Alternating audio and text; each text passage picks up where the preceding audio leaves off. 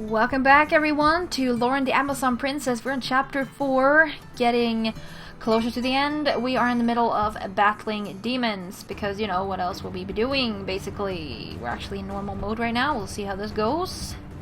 Might have to change to easy at some point. Oh yeah, I'm all about healing people, I think.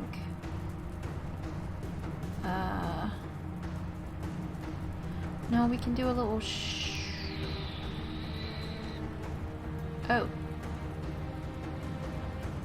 Wait. Whose turn is it? Oh, it is Eleanor. Okay. Oh, now I understand what's happening. Okay, never mind.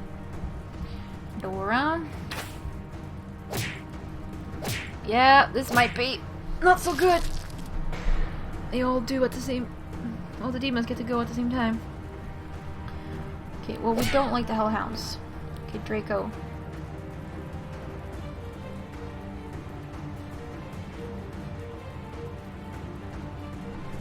You know what? We'll do that. Get the Hellhounds out of there. Because Hellhounds know, oh my gosh. The fireball attack. Don't like that at all.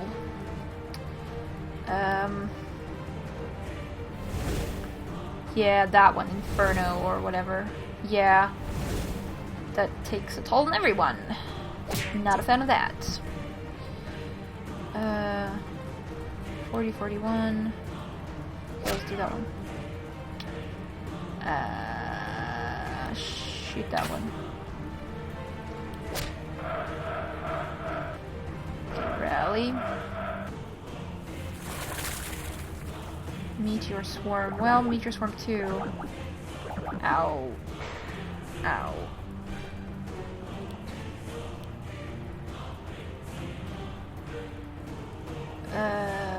Okay, cool.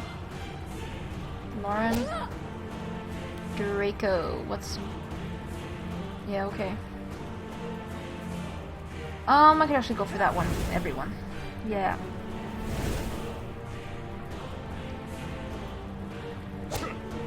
Dora. There we go. Do a small one. Ramas. Oh yeah, he can't. Okay, well, I mean, he can always heal himself, I guess. Eleanor. Do that. Dora.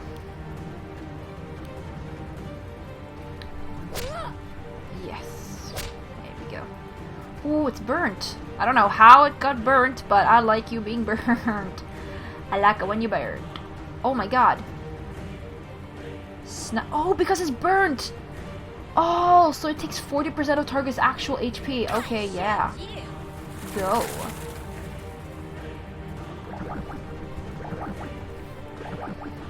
Alright. Rama's still paralyzed. Yeah. Okay, Loren. Kiki. Ah, man. I'm Kiki. Whew. Alright, Draco.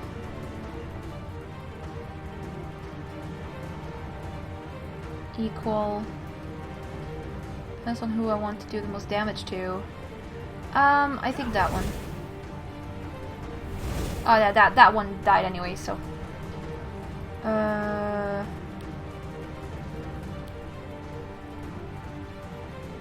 no, she could have shot. Oh well, it doesn't matter. Kiki. Dora. Oh, more Dora. Well, shoot it. Loren. Kiki. Ramos. Oh yeah, we're totally gonna get this though. Why are there imbeciles? Yeah! Did it on normal, yeah. Not so much exp though. Oh! He's almost... Draco's almost leveling, yes. They had cleared a way to the front gate. Loren pulled on the door, but it wouldn't budge. Locked. My time to shine. Dora rushed to the door and pulled out a tiny toolkit. Don't think we're falling for that again. I got your back, Dora. Get us in there. Everyone, hold off the demons while she works.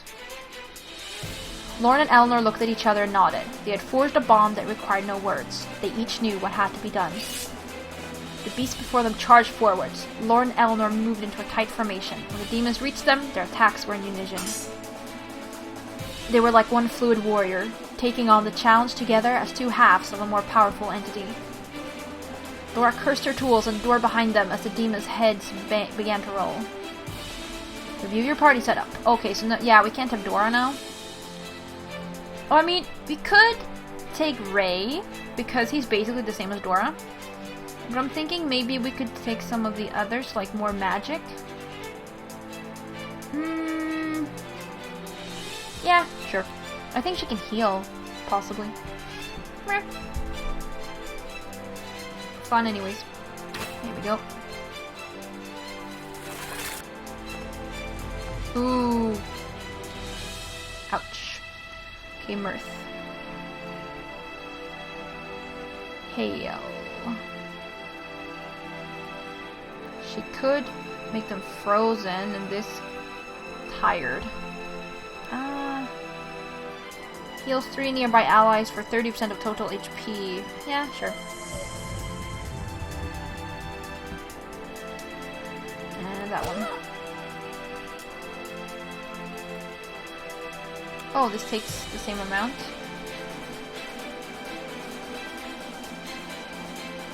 Ah. Okay, which one of these costs the less SP? Oh, same. Okay.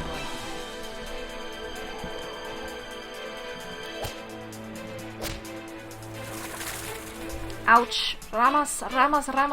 Ooh, yeah. Boom. Loren. Kiki. Ramas.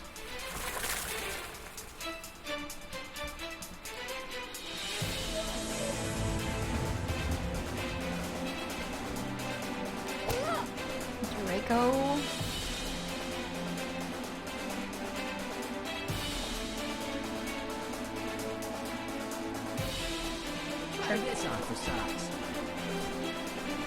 Kiki, Ramos, come on, yes.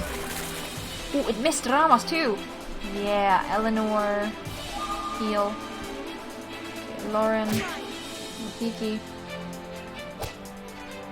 Ramos, Mirth. Oh, that was too little, but sure. Ramos, no, yes.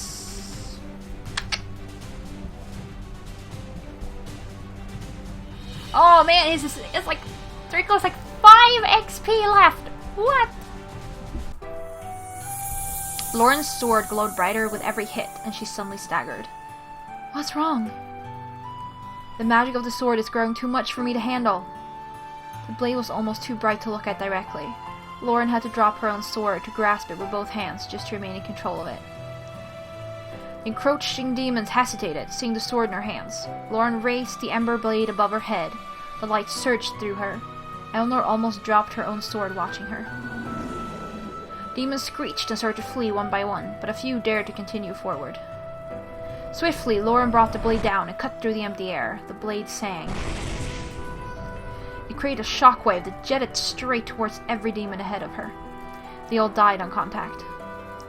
Loren. A click from behind startled them. All done. I told you I was good at locks. All the demons are toast now anyway, so big whoop. Huh? How did you do that? I don't know. It felt natural. This sword gave me that magic. You were chosen by the gods for a purpose. They have given you the power to see it through. Loren swallowed and stared at the piece of metal. She had finally come to believe everything Mirth and Apollymesha had told her about it. It truly was a divine instrument, and her path was clear before her. A terrifying roar was heard from the skies again. The Drake! The thing's gotta land! Quick, everyone inside the keep. The flying monster swooped down and easily plucked up the soldiers. Its cry was deafening, sending the whole city to its knees. It won't shut up long enough for me to get a good shot. Bring it down, now we'll take its head. Don't be greedy, Nomad. We can share. Drake threatened the keep once more, striking at its parapets and effortlessly knocking apart the stones with his talons. What talons has no legs? The chunks of wall fell dangerously around everyone below. Loren, what should we do? Loren growled and charged out from the safety of the keep. Elnor started to follow her, but Loren quickly gestured for her to remain. Here I am, demon beast. Come take me. She yelled at the circling drake and responded with another screech. Elnor tensed, realizing just what Loren was doing. Drake flapped his mangled wings, kicking up dust all around Loren as it hovered in front of her. She swallowed nervously, but trusted in the power of the sword. She ran to Drake, screaming a war cry with the ember blade held high. The Drake received her calmly, only bending back slightly to prepare an attack with his jaws. Loren dodged his attack and got a heavy strike on the Drake's head, right across his eye. It wheeled upwards in pain, sending down huge gushes of wind that almost knocked Loren off her feet. The next moment, the Drake thrashed down and grappled Loren easily. Everyone watching gasped. The Drake shook her once and threw her to the side like a doll. Elnor didn't waste any time thinking and ran straight for Loren. The Drake barely noticed her as she moved too fast, but just as she hunched over Loren's motionless body, the beast spotted her. Loren! No, please!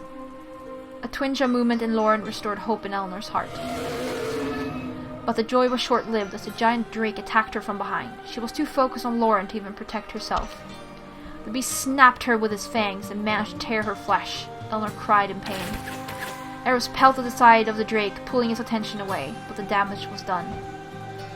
Elnor slammed to the ground, shuddering with pain. To her side, she could see Loren through squinted eyes. Loren looked back at her.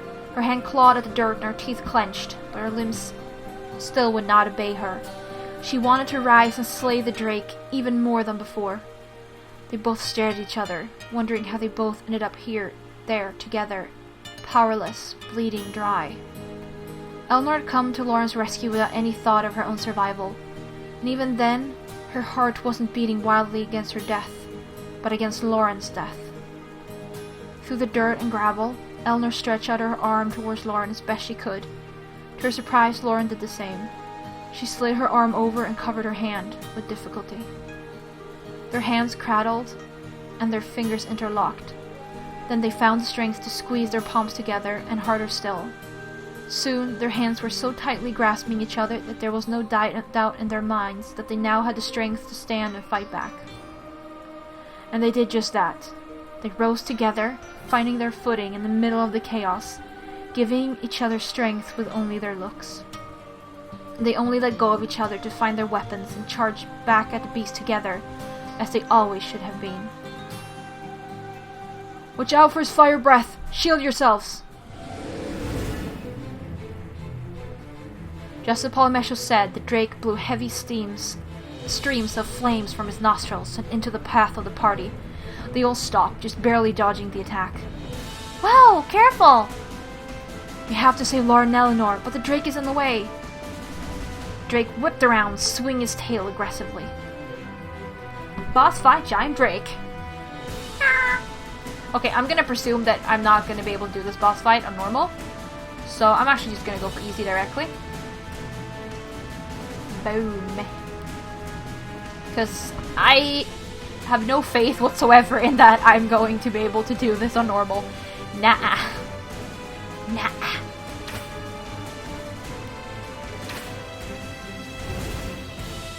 Flame breath.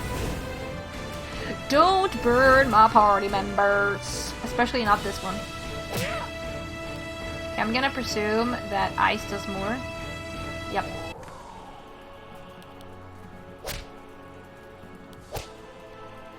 Eleanor, we need you to heal further on. Try me if you dare. And now it's like, easy is like super easy, and on normal is like impossible. Well, for me at least, but I'm not the best at strategy, so I'm happy with doing it this way. Oh, Dora. Oh. Okay, Dora. Eleanor. Here we go. Dora. Okay, Loren. Kiki. Ramos. Draco. I Boom. don't like you. Dora. Capiche. Change back to normal directly. There we go. Yes, he leveled up! Plate leggings of legend. Okay. Yeah. Okay, maximum spell points. Oh, he doesn't have any skill points. Whatever. The drake gave one last screech before it spiraled downwards into a bloody heap. Everyone watching could not believe the sight they'd just seen. The soldiers cheered with relief. The mighty dwarven keep was now theirs. Quest completed! Take back hammer hands! Yeah! More exp. Ooh, Ramos. Yeah! No skill points. No skill points. Oh, you have a skill point. Okay. Oh. Yes, please. All the skills. Here we go. The remaining demons were killed or escaped back into the Everburn Mountains to be killed another day. The corpses were piled and burnt. It had been a battle to get that foothold of a city, but it was critical to their success. Furthermore, the dwarves of Hammerhands had their city made safe once again. They joined the Great Army to fight for Loren, strengthening them considerably. On the backs of griffins, Queen Karen and Breza returned. Karen spoke of a fierce battle in the Amazon capital that took the lives of many kin. It was a very sober moment while Loren listened to the names of her subjects listed. But the citadel was saved, and that was the most important thing. Later, a Polymesho called for a private meeting with Loren, Karen, and Eleanor. Eleanor stood next to Loren, waiting for Polymesho to speak, but the old wizard was quiet and reluctant to say what he had called them to hear. Princess Loren, Queen Karen, Eleanor, you know that I, and the others, have already fought Faust in the past. I wish to share with you now all that I have learned from that time. You haven't told us everything yet? No. No, some of it was too painful to remember. Eleanor wondered if he was speaking of his lost child. But now is the time to know, because we are so near. Tell us, wizard. We are listening. As you know, Faust is the spirit of a long-dead warrior inhabiting his old suit of armor. However, he is not a typical demon, nor simply undead, or even a whisper of a ghost. Then what is he? He is a true Death Knight. He has been reborn and corrupted by dark magic in his rawest form in Inferno. Our world was once ravaged by his kind. We are all capable of believing that, knowing the damage he has caused. What does this mean? How do we kill him? You cannot kill the embodiment of evil like any common beast. It's more complicated than that. Everyone's throats went dry, hearing the dread in Polymesho's voice. I did not know this during the Old War. None of us were aware of the depths of evil we were fighting. But I have spent every year of my life since the day Faust's armor fell apart in researching his nature.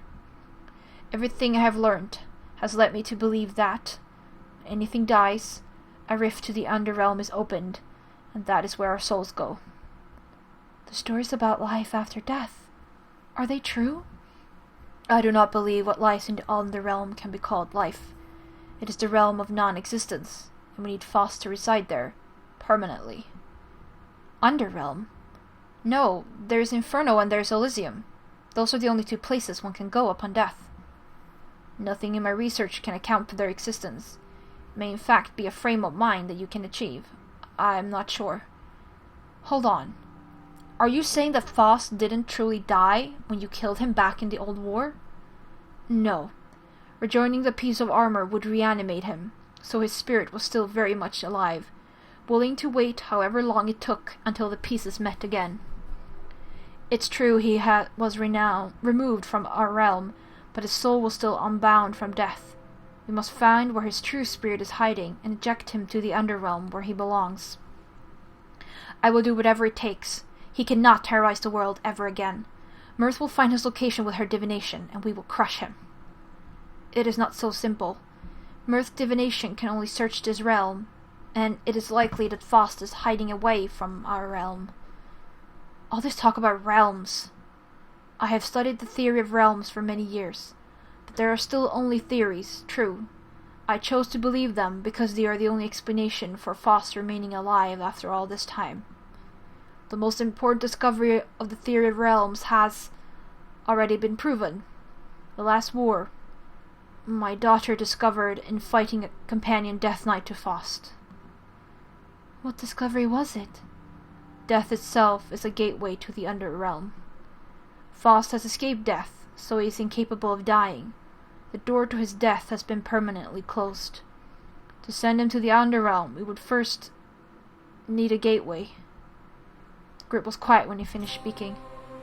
Silence allowed them to make the unfortunate connection. You are saying someone must die. Eleanor went rigid. Everyone did. Sacrifice? Yes. Who? It cannot be merely anyone. I wish it were that easy. But the task required of the martyr is too great. It requires someone with great skill and timing, and someone who possesses enough greatness to create a rift in their death large enough for a Death Knight. And, of course, for themselves.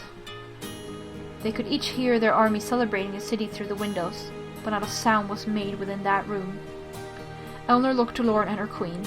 Both of their expressions were as grave as the news they had just heard. These were the two greatest people she knew. One of them was going to die, and willingly. Eleanor's heart wrenched. I will do it. He whipped around to face her. Eleanor? I know I'm not as great as you are the queen, but it is because you are great that you must live. Arivor needs great rulers, but it doesn't need me anymore. I want to make this my duty. Absolutely not. I will not let you do it instead. Loren looked horrified. You do not need to decide now. All of you need to be prepared, just in case. We cannot rest all of our hopes in just one person, so all three of you should prepare yourselves. Is the polymesha not great enough, though? Like, I don't know. They gave up arguing who would sacrifice themselves, as they all agreed to be nominated together. Which one of them who would pay the highest price was yet to be determined. It may be best for all of us if this is kept private. It would cause chaos among their comrades if they knew what had to be done. Loren knew that everyone would attempt to sacrifice themselves, just as Eleanor had done.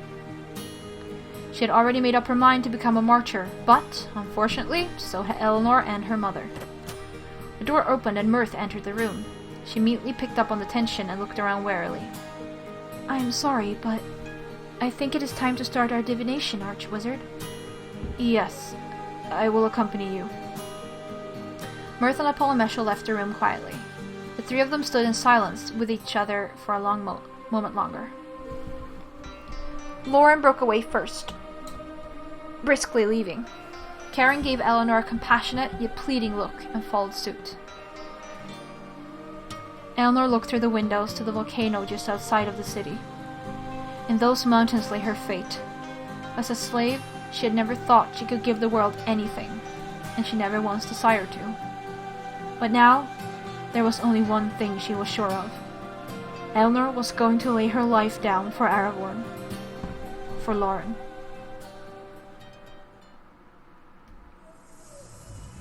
Mirth was required to be isolated while she performed divination to secure Faust's whereabouts. Polymesha used his powers to strengthen hers, giving her all that she needed. The process was expected to take days, and the army needed that time to recuperate, and for Loren, Karen, and Eleanor to mentally prepare themselves for what might await them in Everburn. After much soul-searching, the entire party was prepared to face the trials ahead of them.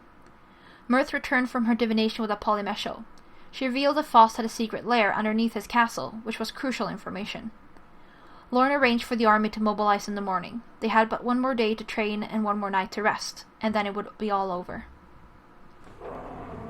Make way for the caravan! A long string of wagons rolled into Hammerhead, laden with crates, barrels, and heavily armed men. What are these wagons doing here? The city has been evacuated. We know that, and we know all about war going on too. We're not stupid. So we want to help out. The other merchants and I got together our best supplies, and we want to offer them to you. That's great. Thank you. For a price, of course. Of course. Oh, we can get mercenaries. Get shop. I mostly just need... I want... Oh, he doesn't have any... Oh. Ew. Because I bought everything? Ew. Okay, what's with the mercenaries? Have you men come to fight? We might have. Might? We're not gonna risk our lives for nothing, you know. They grinned, showing that they were true blades for hire. Yeah, sure. I will pay you your dirty fee, but only because coin will be useless if you fail this next battle. Take it, with my resentment. Gold is gold, lady. We're now under your command. We'll try to behave. Loren ignored their seediness, knowing that the war in Everburn was worth any cost, and needed the help of any hands, even those of bandits. Yeah, honestly, yes. Okay, well, I know we got something. Maybe Ramos can wear it? Oh, no, it was leg thingies. These. Ooh, okay, Loren should maybe have those, so... Yeah, Loren.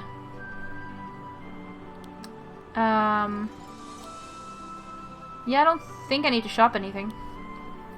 Okay. Well, I think this is a good place to save, though, and stop for this episode. So, next time we're going into the Everburn Mountains. Oh my gosh, so much happening. What? But yeah, so anyways, thank you guys very much for watching. Hope you enjoyed this episode, and I'll see y'all later.